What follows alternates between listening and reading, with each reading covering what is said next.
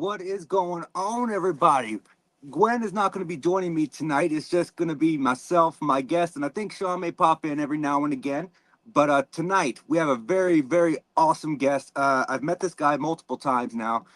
Great conversationalist and an overall awesome human being, to be honest. And I'm honored to have him on the show. We were trying to work it out, and luckily we did. So tonight, my guest is Christopher J. Brown. He's a psychic medium. And I think that this is going to be an amazing conversation. So without further ado, let's welcome Chris to the Paranormal Unveiled family. Chris, where you at? Hey, man. What is going on, brother? Welcome to the show. Thank you. Thank you for having me. I truly appreciate it. No, absolutely. So as I said, we've met a few times. I think the first time we met was it the Connecticut Paracon or was it Salem? So it had to be Connecticut. Yep. Yep. So yeah, and then we had the Wilson Castle event last Friday, which was amazing. So overall, I think this is going to be a great show. Would have started off with one question that I typically is going to be my normal starting off question when I have psychics. As I told you, you're the second one I've had on the show. So let me ask you, do you believe there's a difference between a psychic and a medium, or are they one and the same if you look at it as a whole totality? That's a great question. So it's kind of interesting how I think about it. So the word psychic medium, I think that mediums and psychics are different in a sense. Psychics kind of delve more into like your personal energy, the energy of the living, their past, their present, and their potential future. I always say potential because I personally don't think the future's set in stone. I think that there are, like butterfly effects that could happen, or, that there's free will also. I as a psychic, I could say, hey, in 6 months from now, you're going to sign those papers and then you're going to move on to a new apartment. And then you could be like, yeah, no, it's not for me. And then it changes the whole dynamic. You know what I'm saying? Fair. So that's why I say that. But so yeah, psychics kind of do that. I think that mediums delve into more of the consciousness of the people who have passed. Loved ones who passed away, or energies that are in certain haunted locations. So the energies of the people who are departed. Now, the reason why I choose, and a lot of probably other psychics use the word psychic medium in tandem, is because you got to use the same faculties to do psychic work as you do mediumship work. And what I mean by that is like the clairs. Have you ever heard of the clairs? I have not. So like clairvoyance, right? I'm sure you've heard of that. Okay. Yeah. So there's like clairvoyance, there's clairsentience, there's clairaudience, there's claircognizance, all these different things. So all of those things go towards doing psychic work as well as mediumship. So that's why I think those words are used in tandem. Okay. I like that answer. Actually, that's a very good answer. So you grew up or you were raised in Portland, Maine, correct? Yes, sure was. Okay, so you, in your bio, I noticed you said that you were brought up in a haunted house. What kind of experiences did you have there? So it's funny, man. I literally call that house the cliche haunted house, because like everything that you could imagine, or everything that we talk about that we seek as ghost hunters, happened in this house. From like shadow figures to there'd be like knocking on the door, and I'd be like, "Who's there?" Nobody there. My bedroom door, right? The wildest thing that happened to me there was, I'll tell you this story. I don't know if I've said this story much, but I was going to the bathroom on the second floor, right? And I was getting ready to take a shower. And outside of the bathroom, there was a pull switch light, in one of those old school ones, right? Really unassuming, nothing crazy about it, right? So I go into the bathroom. I'm like, oh, I got my shoes on. I also need a towel. The towels were downstairs. So I go like to the vicinity of this pull switch light. I bend over, I put my shoes down, I go downstairs, and it's around my neck, like in a noose style, right? And I just, I choke back, and I'm like, Jesus Christ, what the hell was that? No explanation for this whatsoever. I tried to recreate it. I couldn't recreate it. It freaked me out. And at the time, I was a young teenager, dealing with depression, things like that. So people probably would have thought that I had friggin' committed suicide. You know what I mean? Right. So that was like one of the wildest things that happened. Shadow figures people would see. You would think that my mom was watching soap operas or something downstairs. You'd go downstairs, my mom wouldn't be home, TV would be off, like voices happening that weren't there, things flying off the shelves that were there for years that never moved, just wild shit, man, like stuff that I've been chasing ever since. So that's that we never ever see. Yeah, like we're always like, oh, I want to see the chair move, or I want to see the, whatever. And so like, I've been chasing that so much. And funny story is I recently had something as close to that happened in Pennsylvania. It was wild. So at this point in time, did you know that you had these abilities yet, or was this just experiences you were having? Because if I remember correctly, what you had said was you didn't realize you actually had these abilities until you had investigated an old seminary. That's correct. Yeah, absolutely. So at the time when I was living at this house, like I would say things like, oh, I can feel when there's a ghost around, you know what I mean? But I didn't have words like medium or psychic or anything like that, or like any knowledge of the metaphysical. Like I was a teenager and I was into playing games and smoking weed. That's all I gave a shit about, you know? Fair. So like, it just wasn't on my radar, but I would say things like, yeah, I could feel when there's a ghost around, you know? And it was only when I got older that I did go to that seminary where I started to realize, okay, what does it mean to be a medium? What does that look like? Et cetera. You know what I'm saying? Right. So yeah, at the time I had no idea, no clue. Interesting, because I know some people claim you're born with the ability. You just have to recognize that you have it. Right. No, I definitely was. I mean, I don't know. Maybe I was born with it and I'm just a late bloomer. I have no idea. I'm actually really envious of other psychics and mediums that say that they've been doing it their whole lives, because I'm like, well, shit, like that would have helped me out going through life, you know. Right. Like I was like 30 when I figured it out. Oh wow. Okay, so really late on. Yeah. That's interesting, because I know, like I said, I know some psychics say that you're born with it, or everyone is born with some form of ability. It's just you have to recognize what that ability is and how to harness it. I can agree with that to an extent. You know what I mean? Like, and I've talked to a lot of mediums too that say like sometimes it takes a triggering moment. You know, right. Sometimes it takes like a tragedy or a trauma or like something really, you know, that life shifting for you to be like, okay, that light bulb just went off. You know what I'm saying? Right. Yeah. Because there's a huge link between people who have such abilities and NDEs, or near-death experiences. Oh man, I've had a few. I know that a lot of people will claim they never had any kind of abilities before, but then they had some kind of near-death experience, and all of a sudden they're encountering these things that they never had to deal with their whole lives. Yeah. Yeah, I could see that too. I've had 2 near-death experiences. One was more positive. One was, I'm not going to say it was negative, but it wasn't what I experienced the first time around. You know what I mean? Gotcha. Yeah, so it's just kind of crazy to me how some people claim they have it their whole life, and then other people, they have to have that triggering moment. Similar to how, like a skeptic, you know, if you bring a hardened skeptic into a place, they will not become a believer until they experience that one thing that they're like, you know what? I don't know what the hell just happened. Right. And, you know, and I love it when moments like that happen, because even with myself being skeptical, I'm a firm enough believer to know that there's something out there that I can't explain. That's great. That's great. So can I ask you, since you were at the Wilson Castle event and you got to see me unveil these, what did you think of the pendulum stabilizers? I really thought those are cool. And I was wondering if I don't know if you remember me mentioning this, but I really am curious as if you put an EMF pump on those things, if that would change the dynamic, right? I thought it was a super cool idea. I really like where you're going with that. I really like taking the human element out of it. You know what I mean? Because the micro when you're holding something, it can easily be, even the slightest vibration or movement could affect what the pendulum is doing. Exactly. So I really like that you thought of that. Yeah, I that was cool. I think it's going to be an interesting concept once it all gets up and running. So tell me about this book you've got. And I heard that you're working on a second one. That's right. Yeah. So the first book is called I Fucking Knew It. Yeah, thank you. I swear the name sells more copies than the content, but I mean, you had me sold at the title, so. Well, thank you. I appreciate that. So that one kind of just, it talks about how I kind of got into the paranormal, how I discovered my abilities as a medium. And then there's a little bit of motivational stories that I had written when I was becoming a spiritualist minister. So that was part of like my training, was I had to write 3 or 4 inspirational speeches or inspirational talks based on real life, you know? And so that's what I did. Those are in the book as well. And there's somewhat of a channeled text towards the end that I feel like was more automatic writing, which I don't always do. And I haven't done it since. I just felt compelled to do it at that particular moment. So that's what the first one's kind of mostly about. My second book, which I haven't released yet, which I'm really trying to soon. I'm just trying to figure out the logistics, for lack of a better word. That one kind of digs more into like my mental health and my history with drug addiction and things like that, and how that might have affected why I became more into drugs and alcohol, like to kind of drown out what was going on in my mind.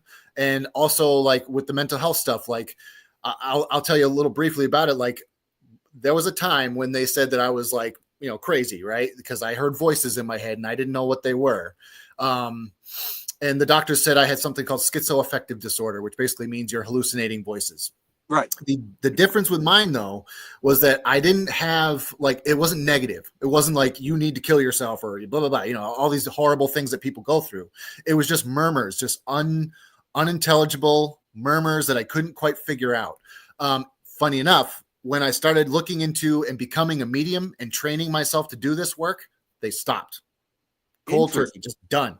And so I feel like truly that it wasn't that I was crazy. It was that I just was an untrained medium. And that's the name of the book. The new book is The Untrained Medium.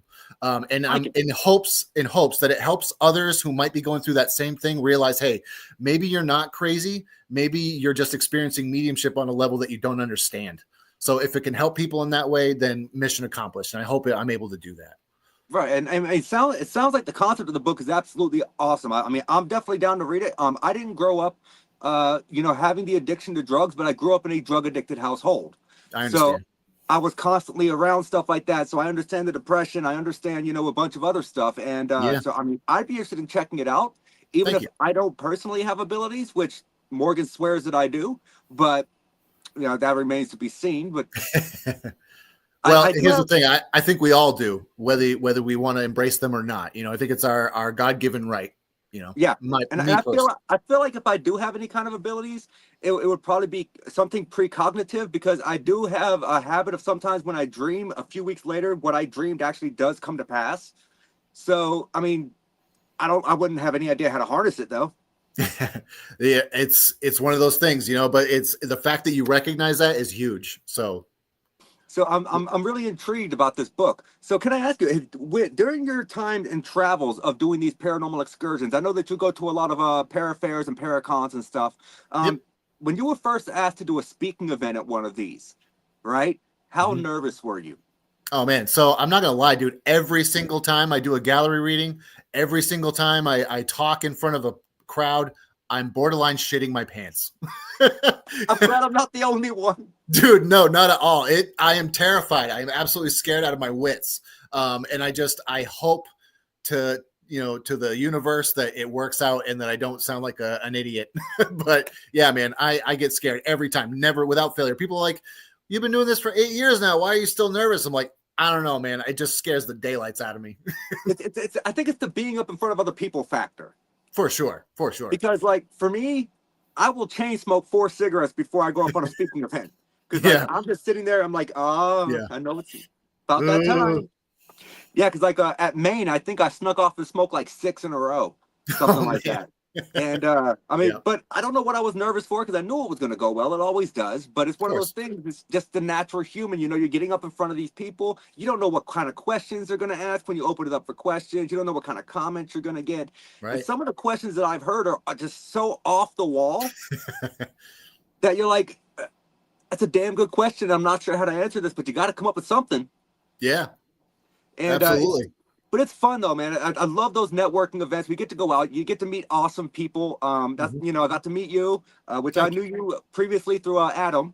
Yes. So, but yeah, I mean, going out, and doing these events, it's really fun. And people who don't attend these events, they miss out. I understand if you can't make the drive or whatever, but if you're in the area, I mean, just stopping in and checking it out could change your whole perspective on things.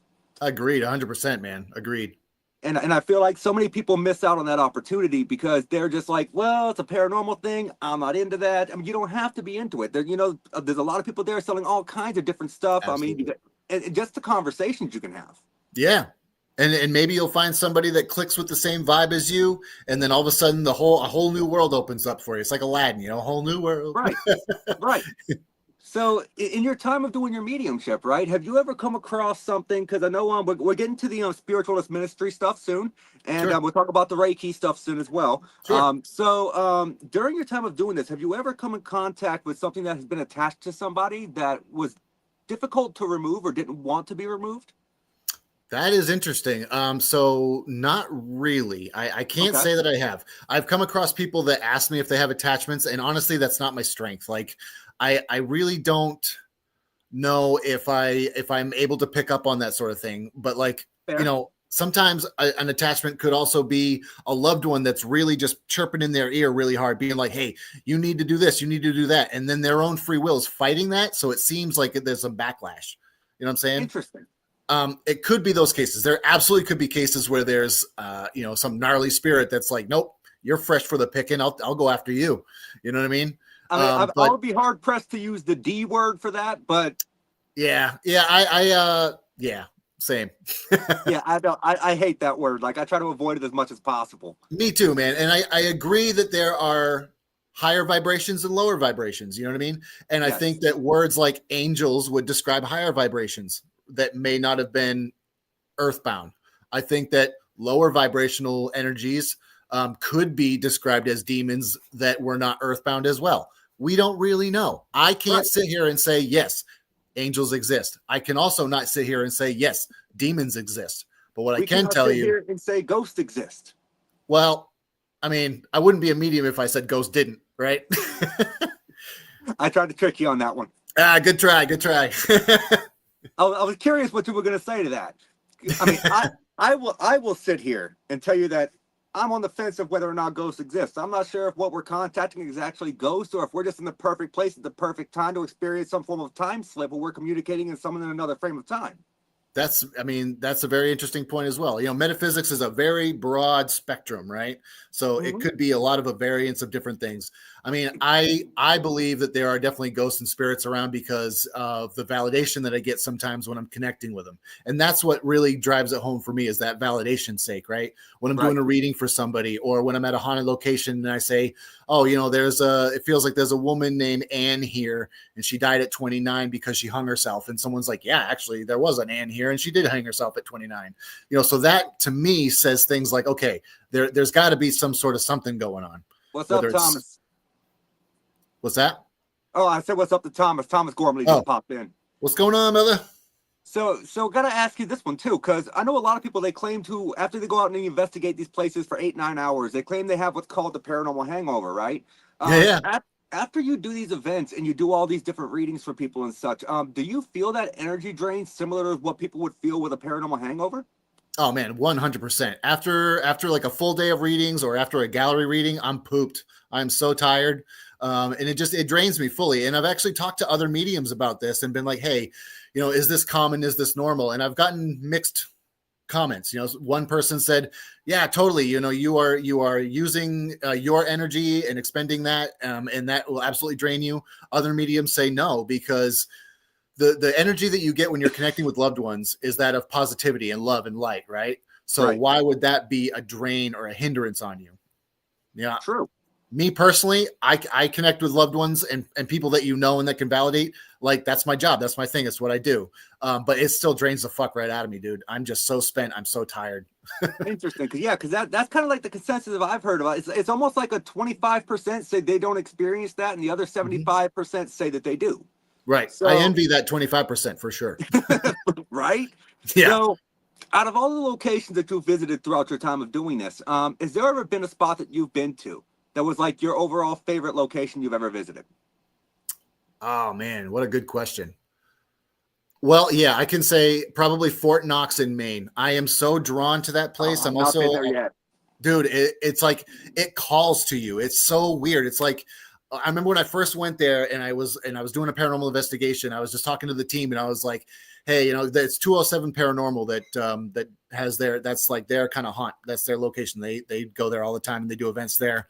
I'm a part of that team, but when I wasn't, I said, hey, do you have room for a medium on your team? And they were a room full of skeptics. They were like, nah, I don't know, man. And then they saw me do a gallery reading and they were like, dude, yeah, we got to get you here. We got to get you at the fort. Nice. And so I became a member of the team. I love those guys. They are great. But yeah, Fort Knox, they just called to me. Like, there's a beauty about it. There's just something about it that just draws you in. So I'd have to go with that. I've been drawn to that place ever since I saw pictures of it the first time. When I first moved up here to New Hampshire, I started compiling. You remember me telling you I knocked Wilson off my bucket list last Friday? Yes. Yeah. And I have a whole bucket list of places up here in the Northeast, like Fort Independence, and other places like that I've just not had a chance to see yet. Fort Yep. Knox, I think, was number 4 on that list, and I knew about that place because there was actually a paranormal TV show that filmed there once or twice, Yeah. and the place just looked awesome. Yeah. It's And super cool, man. All the corridors are like dark and spooky, and there's hidden places that you didn't even know existed. Like there's these catacombs that we just found like 2 years ago, and there's big open like cathedral style floors underneath the whole thing that you would never know existed because they're hidden behind some boarded off window that you literally have to use a makeshift bridge to get across and go into, and then you have to crawl through a hole like this big and just sliver down inside, and then it opens up. It's wild. You know what's weird? That seems to be a common thing in these older style forts. So when I lived in Alabama, I went down to St. Augustine, Florida, and I investigated the Castillo de San Marcos. Killer. And that's awesome. That place was amazing. Well, they recently had found this extra catacomb style room where they had 2 bodies that were chained to the wall. Oh shit. And the hole to get into it was like 3.5 feet by 3.5 feet. You had to get on your hands and knees and stomach and kind of wrestle through it. But yeah, I don't know why that's such a common thing in places like that. I don't know. Maybe it was the sign of the times, or maybe it was just something that they had to. I don't know. Maybe it's part of the architecture. The design of the whole buildings. I'm not sure, because like I've been to St. Augustine. That place is beautiful. Not to investigate, but just through there. I toured with a band years ago, and I was we ended up in St. Augustine. But yeah. Well, I hope you at least got to see the lighthouse. I did. I got to see that. That was cool. The lighthouse is amazing. The old jail there was cool. I think the Madame Tussauds Wax Museum is closed now. Okay. I don't believe it's open anymore. And they have the Ripley's Believe It or Not Museum, which is always fun to go visit. That is I always love going there. I went to one in Arizona, and it was cool. Oh, they're so interesting, the stuff that they have in there. Yeah. The one in St. Augustine has this pictures, almost like a full-size painting style. It's made of red and black licorice, and it's a picture of Freddy Krueger. That's cool. It looks so realistic. When I first saw it, I was like, that's an awesome painting. And I walked over like, wait a minute, it's made of licorice? Yeah, what the hell? It's so cool, though. It's so awesome to see. So that's far out.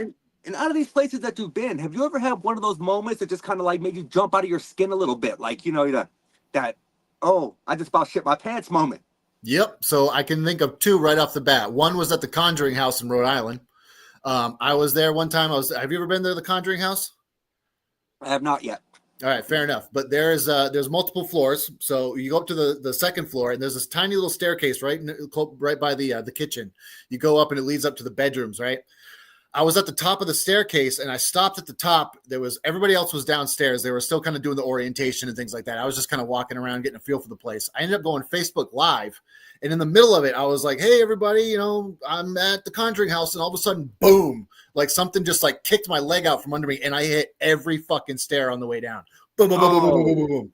And yeah, it was bad. I was like, and at the bottom, everyone's like, "Are you okay? Are you okay?" I'm just like, I think so. Oh God. Ask me in 10 minutes. Yeah. Let me catch my breath, and then I'll let you know if I'm okay or not. Oh, that sucks. Yeah, dude, it was awful. And like I said, something pushed me. It's the best way I can describe it. Something kicked my leg out or pushed me or something, because I was just standing there, and I was perfectly still, just getting ready to go Facebook Live, and boom. That's crazy. So that jumped me out of my skin pretty good. That freaked me out. And then the second time was at Penhurst Asylum. Another place I've not had to.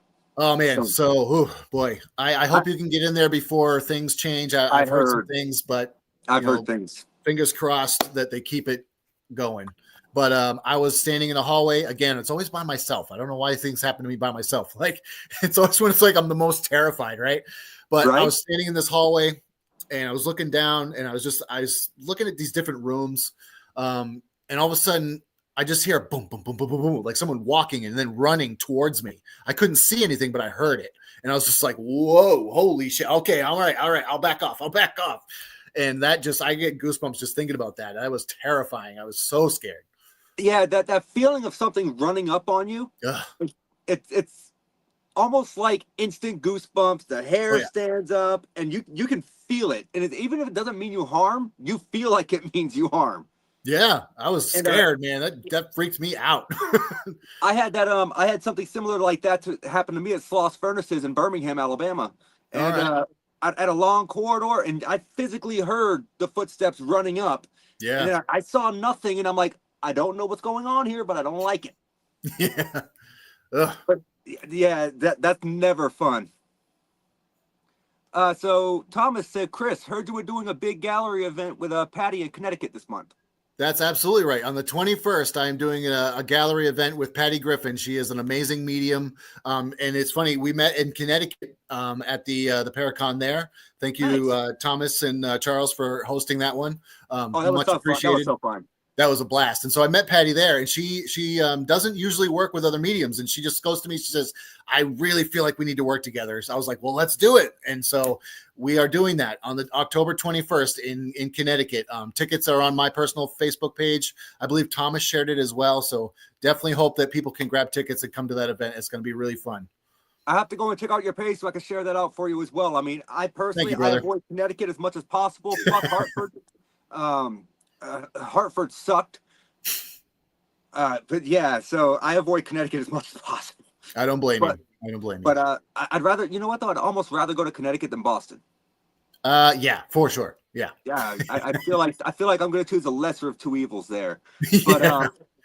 so, have you ever been to an event and just, I don't know, felt like even though they asked you to be there, it was almost like you felt uncomfortable being there? Because I've had that happen to me before. Like a Paracon or something? Yeah. Well, so I, yes, I have.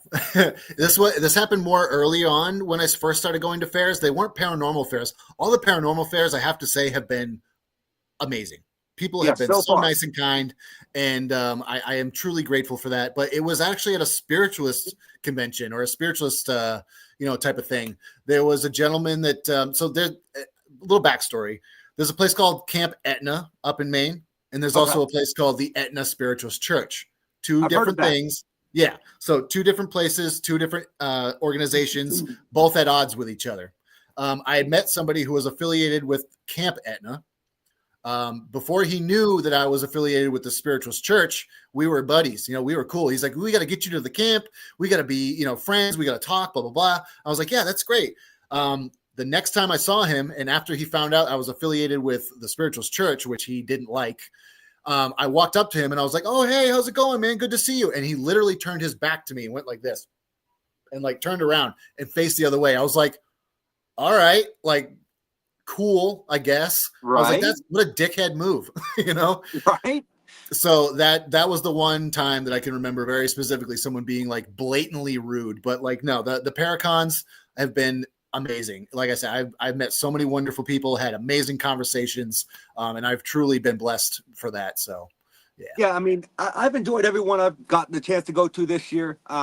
My con season ends in Salem this year. I don't take anything during the winter because I don't like the snow. So yeah, you and me both. even if there's anything going on in the winter, I will probably decline it because I don't do the snow. Fair enough. So yeah, let's get on to that. Since you were talking about the spiritualist church, right? You're a spiritualist. You're a spiritual minister, correct? That's correct. Yep. So what exactly is that, and what do you do with that? So I'll tell you, I'm not the greatest spiritualist minister anymore because I don't do church services. I don't really. I believe in the principles of spiritualism, right? I believe that that they embrace and they definitely endorse mediumship, which I love. They embrace love, they embrace light. They do work with angels, things like this. I'm an independent spiritualist minister. So there's the place that I went to, they talk of anything metaphysical. There are some spiritualist churches that are like, unless it's from spirit, it's invalid. Okay. So there's a difference, right? But like I said, I really got into it because like I wanted to learn more about the topic of spiritualism and the history and the whole things about it. And two, because like I said, they embraced mediumship. And that just really felt like something I was drawn to do. Now, the reason why I say I'm not the greatest spiritualist minister anymore is because, like I said, I don't go to the churches. I don't do services anymore.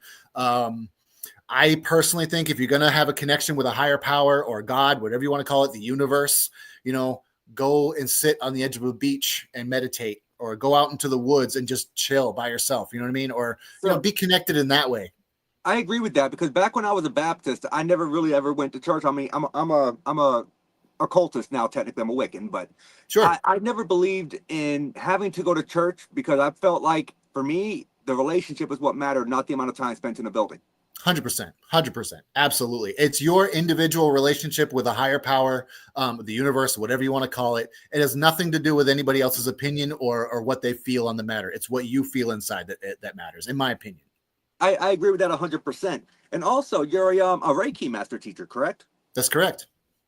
So, my girlfriend does Reiki. She's tried to explain it to me many times. I get the overall concept. Sure. But it still confuses me from time to time because, I don't partake in it. I'm not exactly sure exactly what it is. So for anyone out there that's watching the show right now that has no idea what Reiki is or how it works, could you explain that for us?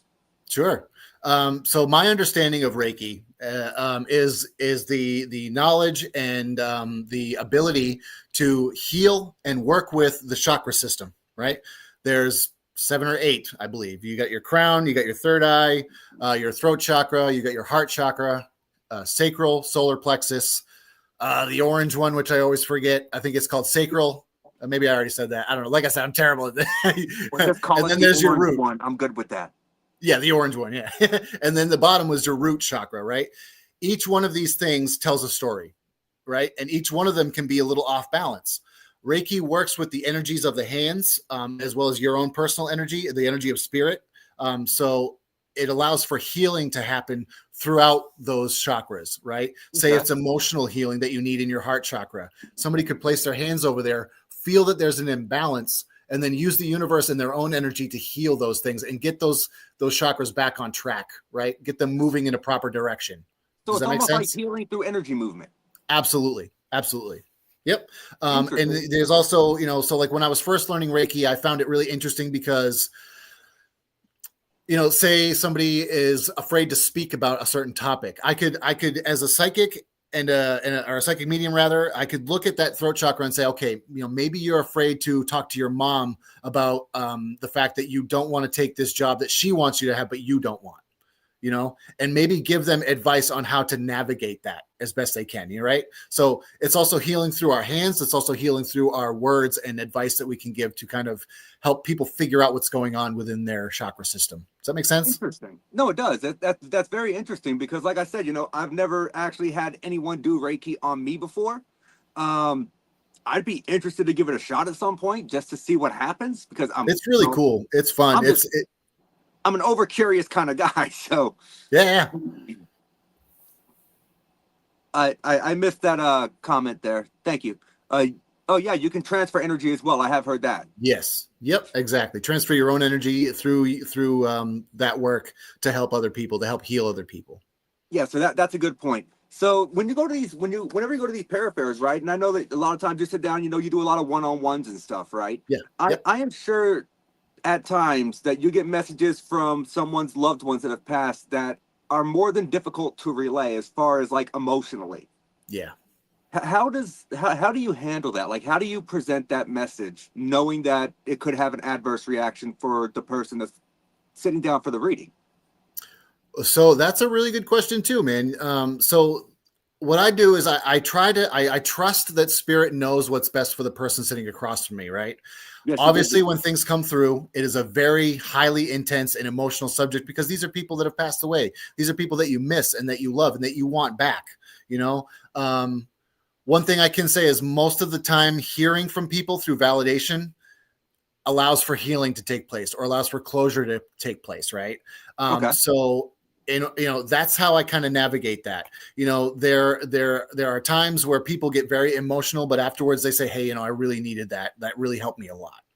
So I just put the intention into the universe before every reading and everything like that. And the work that I do just to say, okay, this is for their highest good. This is for their healing. This is for closure, and I use those verbiage with the universe because the more language you use with the universe, the more it understands the assignment. Does that make sense? Interesting. It does. So if I was just to say if I was to say, okay, I want to read for this person and I want someone to come through. Thank you, universe, for allowing me to do that. That might not be enough. The universe needs to hear, I need validation. I need confirmation. I need, dates, names, times, things like this. I really spell it out for the universe as to what I want out of a reading and in hopes that comes through, if that makes sense. It does. Right? It makes perfect sense. And honestly, maybe it's because I'm a recovering Catholic. I don't know. But I use things that I call prayers, But what I do before readings is like, thank you for the validation. Thank you for the comfort. Thank you for the healing. And I thank their loved ones and I thank the universe for that. I like it. I Yeah. like it. Yeah, that was a really good answer, actually. It's like I said, I've always been kind of curious as to how when a psychic at one of these events, they get a message that could be difficult to deliver, how they actually, can figure out the words to say, if that makes sense. It absolutely does. And there are times when I get caught up on my own words. Just recently in Pennsylvania, I was doing a reading for a gentleman. He was a veteran, right? A buddy of his came through who died in a very tragic way. I said how he passed, but I was like, this is needed to be said, because if I didn't say how and I didn't say the exact kind of things, he'd have been like, well, maybe he's not really connecting. You know what I mean? It's the validation that really sunk it home for him. And he was like, shit, there's no way that you could have known that unless my buddy told you that. Right. So that's kind of what I have to think about as well. Sometimes it gets hard for me not to be emotional, and that's the most difficult part of it all. Right. And that's what that was good. Actually, with my next question, is there ever been a reading you've done that's just made you emotional? Oh, absolutely. So I will share this one. I was doing a gallery reading at this one location, and there was a gentleman who his son and his wife came through who had passed away in a plane accident. Unfortunately, he was flying the plane, right? And it crashed, and he was able to escape the plane, and his wife and son were not able to. And he had to watch them pass away. Oh, man. All this stuff came up in front of like 60 people, and I'm like, holy fuck. Like I could feel his emotion. His son kept saying, please tell my dad how brave I was. Please tell my dad how brave I was. And I'm like, Jesus Christ, like this is so heavy. Right. But again, he came up to me afterwards and said, thank you so much. That meant the world to me. I'm glad to know that my son was brave in his final moments. So we're doing these events. I know that you meet a lot of other people who are psychics, mediums, clairvoyants, you name it. You probably met one of the types. Sure. So can I ask you, because I've seen it before myself personally at some of these events, when people get up there and they do gallery readings, and I find it completely disgusting when people cold read. Where like they ask questions, kind of like leading you on. Yeah. To get the answer they want. Like, yep. Yeah, I don't buy into that either. So it's so funny because like some people call cold readings where it's like where you go into it and you know nothing, and then I say, well, isn't that what you want? No. When I say cold read to an event, that's what I mean. When I say cold read to like a location, you're saying exactly what I mean. Okay. So cold read at a location for me would be going in knowing nothing. Cold reading at an event is someone kind of like gilding the questions. I know there's another way to word it. I just can't think of what the actual terminology is. I think I know what you mean, where they say something like, would you have lost a mother? Yes. And then they're like, oh, well, no, I didn't. Well, then it must be a grandmother, that type of thing, right? Yes. So yes, I do kind of cringe when I see things like that, yeah. That's the best way I can say it. When I see things like that happen, I'm like, dude, a psychic or a medium is not supposed to ask you. They are supposed to tell you, in my opinion. I am not there to ask you questions. I'm there to tell you what spirit is telling me. Yeah, and I agree with that. I mean, people just paid, what, $45, $50 sometimes to go in and sit down to these gallery readings, and you're the one sitting up there asking them questions instead of telling them the information that you should already be receiving. Correct. And actually, I will preface this by I think every single time I preface every gallery reading or reading, whether it's one-on-one or in front of a crowd, I'll say the only questions I am going to ask you are, does that make sense? Or do you know what they're talking about? Fair.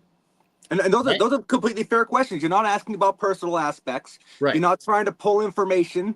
You're not, sitting there asking misleading questions to someone who may not realize that they're giving you an answer, or giving that person an answer to a question that they want to relay a message from.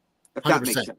It does make total sense. And I will say too that like if I bring through a father figure for somebody and I say, hey, I have a father figure here. He passed away from cancer. He battled it for 5 years, etc. And then they start saying, oh yeah, and his name was this and blah blah blah blah, and his hobbies were that. I'll be like, whoa, time out. Stop what you're doing.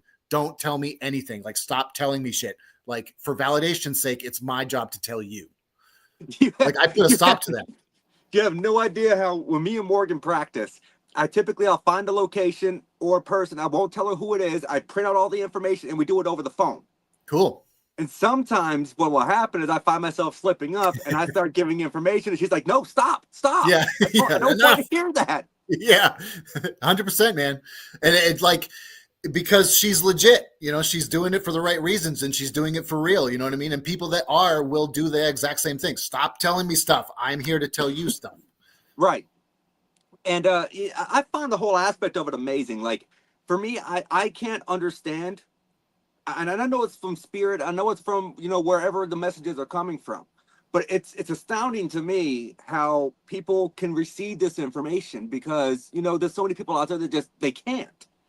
Right. And it's so weird to me. It's like, you heard the story about me and Morgan on the USS Salem when we got off the ship, and a few days later I sent her a message and asked her how much of it she Googled. Right. I mean, because she was spot on a lot of stuff. And pretty much from what I've found out so far, I'm digging through the Wilson Castle history now that I've been there. And for the next time I go, I want to have a much better understanding of the building. And she's hit pretty spot on a few of the other things she picked up that I noted down. So that's awesome. So I do the same thing. I do not like yep. So Ashley Merrill said I do the same thing. I do not like information about places when I'm investigating. Yes. Yep. Or reading, I think she said. But yep. But no, it's insane to me. So another question for you, and since we were talking about these earlier, these pendulum boards, right? Do you think they work better with someone who has abilities compared to someone who doesn't? Or do you think it's the intention input into the pendulum itself? I think it's the intention put into it. Like I said, I think that we all have the ability to connect on a spiritual level and on an energetic level. I think that like whether you embrace it or it is in you. It is in there, right? Like I said, it's our God-given right, in my opinion. Like you have abilities that you may not know about. You know what I mean? You could be a medium, you could be a psychic. It's how far do you want to delve into it, right? Right. But to answer your question about those, I think that it could be a little bit of both. Right. I think that a person who does not claim to have psychic abilities could absolutely use them and get answers because that is an energetic force coming through. Spirit will make it go towards yes if they want to say yes, or no, they're going to use those tools to speak to you because that's how they know they're able to speak to you. Same thing with somebody with abilities.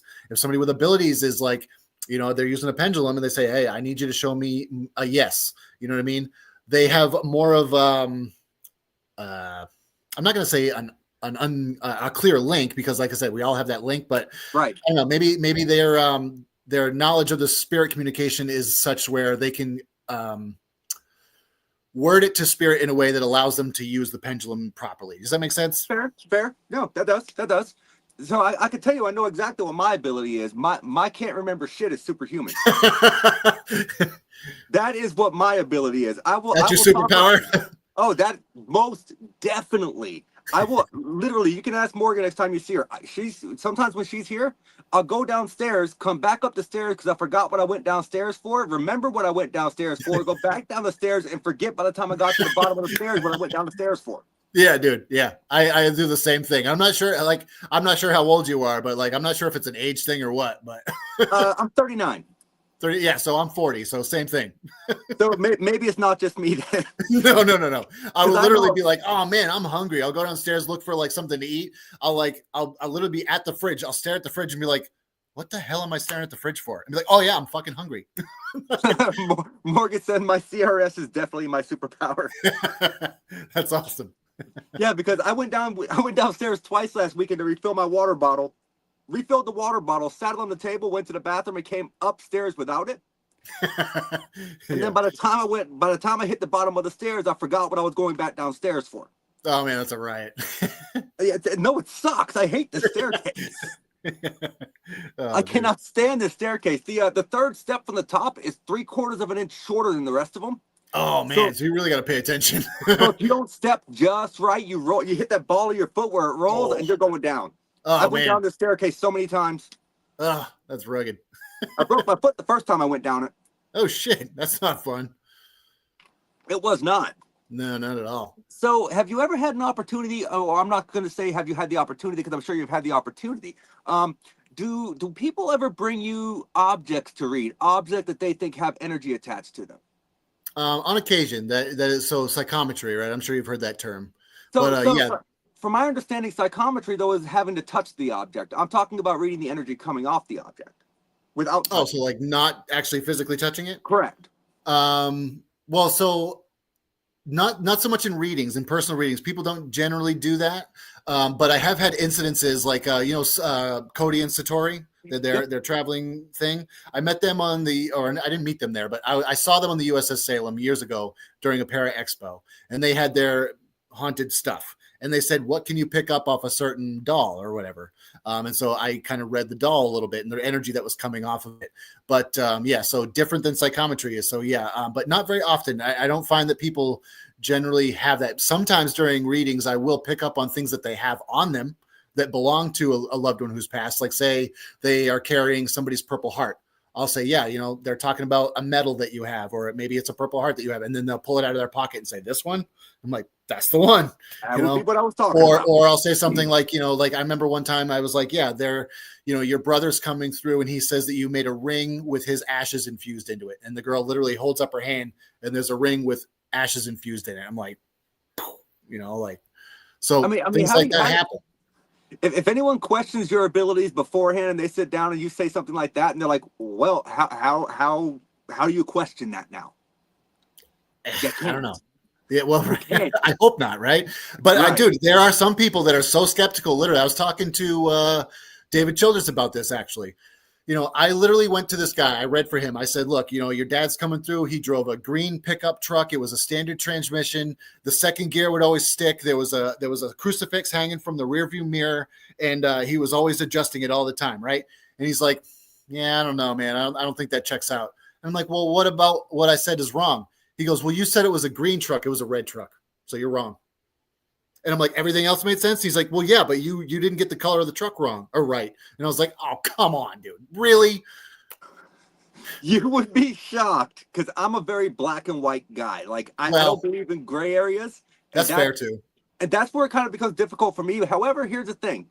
I feel like I could have overlooked the color if everything else was right.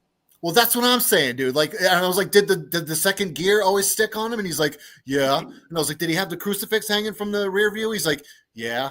And I'm like, was he always fiddling with it? And he's like, well, yeah. And I'm like, you're killing me. You're killing me, dude. Absolutely fucking killing me. that would have been one of those you're killing me, Smalls. Right, exactly. One of those moments.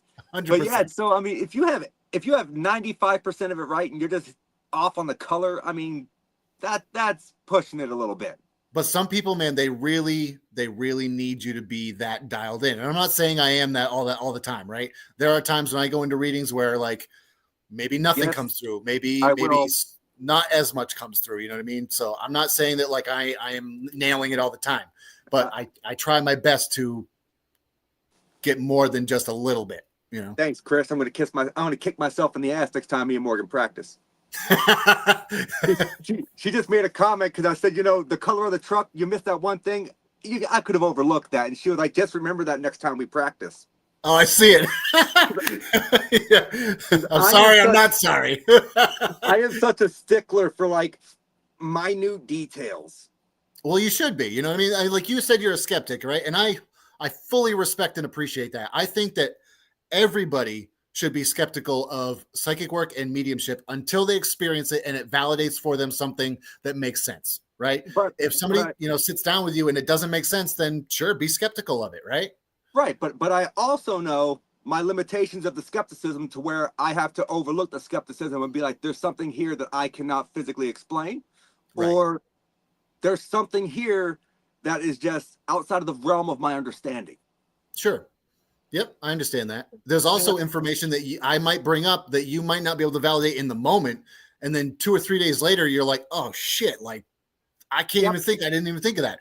I read for a woman at a gallery.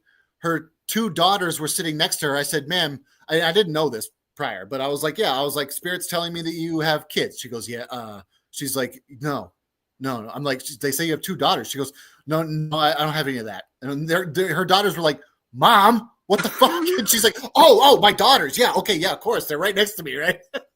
So yeah, I call it psychic amnesia. Like people just get so wrapped up in the moment. They forget these little details, Interesting. I didn't even know that was a thing. Oh, absolutely. Absolutely. Like I said, I call it psychic amnesia. Like I said, they get so wrapped into the emotion or the heat of the moment where they forget these minute details. Or like, so for example, I said to somebody, okay, your husband's coming through. He says you spent some time in New York, right? And she goes, well, it was just a day. And I'm like, that is some time. That's some time. Right. So you have people that do that too. So mediumship is a hard thing, man, especially when the other person does things like that. Right. And I mean, even if you're just driving through a state, that's still some time that you were there. Yeah, stuff like that is really interesting. Well, if she had said we only drove through, I'd say, well, maybe that's not it. But I was like, they actually spent the night there. And I was like, well, that counts for me, Yeah, that should definitely count. Yeah, that's what I'm saying. So along with feeling these energies, right? Do you ever, on occasion, are you able to see spirit as well, or no? On occasion, I can. So, like we talked about the clairs earlier, right? Yep. When I was doing my like coming up in all this and learning more about the clairs and learning more about how to train myself as a medium, one of the things I was taught was to blend them together, right? So sometimes I can feel what I'm seeing, or sometimes I can smell what I know. Or sometimes I can see what someone is telling me. Does that make sense? Like someone says apple, yes, and I can see an apple in my mind, or like someone says tennis elbow and I'm like, my arm starts to hurt, So I kind of blend them together a little bit. Does that answer your question? It does. And you speaking of your arm hurting, it's almost like in a way, and I don't know why this made this click in my head. I told you I go off on pig trails sometimes. I call it pig trail. But like how twins have that kind of like energy connection where if one of them gets hurt, the other one, even if they're 100 miles away, can sometimes physically feel it or know that something is wrong. Yeah, 100%. It's funny. You ever seen the movie The Corsican Brothers with Cheech and Chong? It was an old movie. I cannot say I have. It talks about that same issue. So one of them feels each other's pain, and they actually get into a fight where they're beating each other up, and they're like, "Ow, ow!" But yeah, check it out. It's called The Corsican Brothers. It's hilarious. I'd be interested to see that. I mean, I was a huge fan of Cheech and Chong. I wasn't even a smoker, and I like Cheech and Chong. It's just a funny movie. Yeah, dude, and it's those guys. It's funny. That is awesome. So whenever you go into these locations, right? Do you have I guess you would call it, and I think we discussed this at Wilson, but I feel like it's important to discuss, okay? Sure. You have a protection style thing that you do for yourself personally before you go into these locations and start doing these readings, right? 100%. Yep. So I have some physical objects that I carry with me. Like, I don't know if you saw, I was wearing a stone bracelet. It's got hematite and tiger's eye on it. I made it myself with the intention of protecting myself from both psychic energy and negative energy. So if a spirit wants to do like a psychic kind of attack or whatever, or some kind of thing like that, I'm protected in that fashion. And the hematite also protects me from negative entities as well. Right. We talked about twins. I was born a triplet. Unfortunately, my two brothers passed in utero. So I work with them on a spiritual level and just say, hey, from the other side, please protect me from anything that I can't protect from myself. You know what I mean? Any spiritual energy that is coming at me that means me harm, please protect me from that. I call on my loved ones, and that sort of thing. So I do that before I go into things like that. I mean, I think that's a very important aspect that a lot of people, they overlook when they go and do stuff like this, because they're not protecting themselves spiritually and sometimes not even physically, because they're going into these abandoned locations. You don't know if there's a homeless dude on crack in there. Exactly. I mean, always do your research and walk through the building if it's daylight, if at all possible, with a few other people before you just go running in there. For sure. Like for me, I typically will ground and center before and after. Yep. Every investigation, just because for me, it makes me feel safe. I know some people, they'll say a prayer beforehand. They'll say a prayer after, or they do the typical, when you go to leave the building, if there was an energy that was attracted to me, you're not allowed to follow. You have to stay here. And I feel like doing all of these different things, protecting yourself is very important when it comes to this. And I think it gets overlooked quite often. I agree with you. And like I said, I do the same thing at the end of investigations. You are not allowed to follow me home. You are meant to stay here. This is your place. This is your location. Leave me and my family and my energy out of it, right? You have to stay here. You are not welcome to come with me. So that's part of it as well. But I think, like you said, I think more of that needs to be set in place, and that would also eliminate a lot of people's feelings of like getting drained or getting attachments and things like this. Agreed. I agree with that 100%. Oh, Chris, I see that we got almost 3 minutes left. So, wow, that hour went by quick. I But know, right? so before I get to my last three standard questions that I have that I ask every guest, Sure. where can people find you at? Do you have anything planned for next year coming up already, or where can people find you at if they want to connect with you? So if people want to find me, they can connect with me at my Facebook page. My personal page is just Christopher J. Brown right on Facebook. You could also go to my mediumship page, which is Psychic Medium Christopher. Make sure you see the blue check mark. I have been scammed so many friggin' times recently. That's why I got the blue check mark. Like, it is staggering. People were making fake accounts, fake appointments with people. Like, it was bad. What? Yeah, dude. And it made me so furious. So I was like, you know what? I'm going to get the blue check mark. That way people know it's me. Yeah, that's ridiculous. Yeah, make sure that you, and I'll also have, like, there's reviews that I have that, have people that have had worked with me. So that's also going to be on my legit page. So keep an eye on that. You can also go to my website, which is www.psychicmediumchristopher.com. So you can check out events that are coming up. You can check out a little bio or whatever. But yeah, the best way to get a hold of me, I would say, is either go to my website or go to my Facebook page. Awesome. So where can people find your first book? They can find that right on Amazon as of right now, or they can, if they're at a Paracon, I'm selling them right at Paracon. So sweet. So go to the Paracons, just meet them in person. It's worth the trip. That's right. Save money on shipping. Just get it from me directly. Yeah, absolutely. And so then if people want, they can do whatever they want with it. Like I said, they don't have to pay shipping. They don't have to deal with all the bullshit. They can get it right then and there. Right, and it's so much more convenient. Absolutely. It honestly is. So At the end of every show, I ask my guests 3 questions, and one of them is a multi-part. So, First question. Everyone in the paranormal has a bucket list. What location is at the top of your bucket list? So this might be an odd thing to say, but the bucket list thing for me, and I don't even know if it's really haunted or if there's any paranormal connection to it, but I want to go to the Roman Colosseum in Italy, because the amount of death and the amount of energy that must be in that place would be staggering, and just the history of it all. So, like, for me, the Roman Colosseum in Italy has got to be top tier. I think that's a great choice. Pompeii's on mine. So Hell yeah. I think that's an excellent choice. All right, so we got the Roman Colosseum. You could choose one person, alive or dead. They do not have to be involved in the paranormal, that you can bring with you to investigate the Colosseum. Who are you taking and why? Oh, man. Dan Aykroyd. Straight up.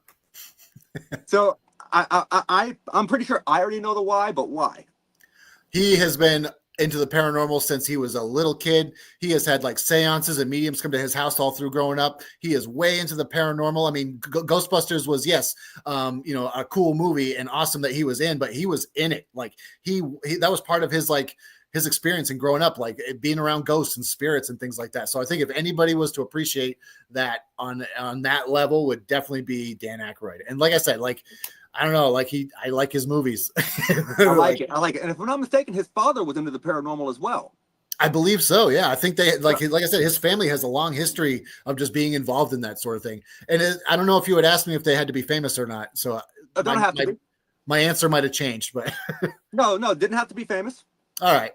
So I went there. I went with Dan Aykroyd, but yeah. I like it. Yeah. I like it. So we got the Colosseum. You're bringing Dan Aykroyd. So you can only bring one piece of equipment with you, and only one, not including your psychic abilities. You still have those as a side tool. All right. Because those are natural. You have them. You can bring one piece of equipment with you. What piece of equipment are you bringing with you on this trip, and why? Damn. Good question. Holy shit. I would have to say a REM pod, and I'll tell you why.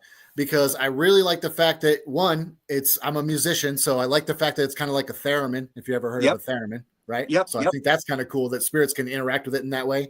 Also, I think that there are times when REM pods are very accurate in the sense that, like, they will not go off unless something's really triggering them, right? And they also have levels. You could tell a REM pod, okay, just beep, just blip for me if you're a spirit, right? If you're coming through, and it'll boop. I've seen that happen. Or if there is a spirit here, come real close to it and make all the lights go off. And then the spirit comes close and goes nuts. So I really like the REM pod for that reason. I think a strong second would probably be a Mel meter, just because it has a little bit more of the tech side to it, Fair. I like that answer. So we got the Coliseum with Dan Aykroyd and a REM pod. That is an absolutely great answer. I love it. Thank you. Chris, you're out of time, brother. All I right. appreciate you coming on, taking an hour to talk with us tonight. It was very eye-opening. I really enjoyed the conversation. Very knowledgeable guy. So Thank you, man. Likewise, brother. It's been a pleasure talking with you. This has been a great conversation. That hour flew by real fast, I got to it say. did. It did. So if you wouldn't mind just hanging out in the background for about 5 minutes, we got one Sure. more ad to run, and I'm going to go ahead and close the show. I just got a few follow-up questions for you. You got it, man. I'll be there. Awesome. Thank you very much. Guys, thank you for joining us today for this episode of the Paranormal Unveiled podcast with Christopher J. Brown, psychic medium. I feel like that conversation went absolutely amazing. I love some of the information that he presented, and I hope that you guys enjoyed the show. I will see you guys next week. Same spooky time, same spooky network.